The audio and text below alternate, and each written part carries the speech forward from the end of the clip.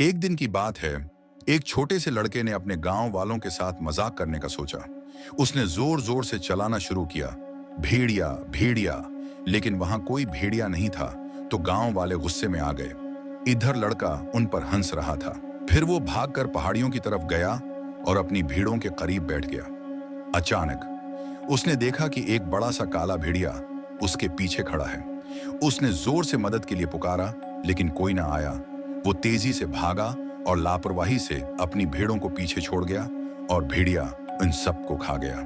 अब लड़के को अपनी गलती पर अफसोस हुआ और उसने खुद से वादा किया कि वो आइंदा कभी झूठ नहीं बोलेगा।